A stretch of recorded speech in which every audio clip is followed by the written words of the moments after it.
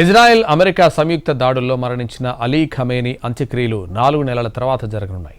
July 4 నుంచి Iran రాజధాని టెహరాన్లో Ali Khamenei అంత్యక్రియలు అధికారికంగా ప్రారంభం కానున్నాయి. ఆ తర్వాత ఖోమ్లో శ్రద్ధాంజలి కార్యక్రమం నిర్వహిస్తారు. పవిత్ర క్షేత్రాల సందర్శన తర్వాత జూలై 9న మస్జిద్లో అంత్యక్రియలు నిర్వహించనున్నారు.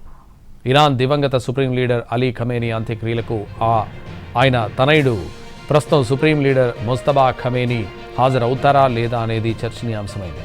తండ్రి అంత్యక్రియల్లో ముజ్తబా ఖమేనీ పాల్గొంటే ఆయన ఆరోగ్యంపై నెలకొన్న అనుమానాలకు తెరపడతాయి. మరోవైపు ఆయన నాయకత్వంపై విశ్వాసాన్ని బలపరిచే అవకాశం ఉంది.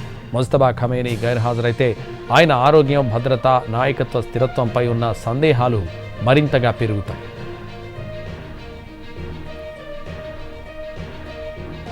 అలీ ఖమేనీ మరణించాక సుప్రీం లీడర్గా బాధ్యతలు చేపట్టిన ముజ్తబా ఖమేనీ ఇంతవరకు ప్రజల ముందుకు రాలేదు. ఇజ్రాయెల్ అమెరికా దాడుల్లో ముజ్తబా ఖమేనీ తీవ్రంగా గాయపడ్డారని జోరుగా ప్రచారం జరిగింది. బహిరంగంగా కనిపించకపోవడంతో ఈ అనుమానాలు మరింతగా బలపడ్డాయి.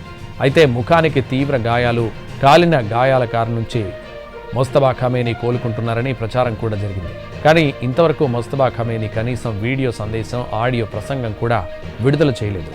ముజ్తబా ఖమేనీ పేరుతో వెలువడిన ప్రకటనలంటూ ఇరాన్ ప్రభుత్వ మీడియాలో కథనాలు మాత్రం ప్రసారమయ్యాయి.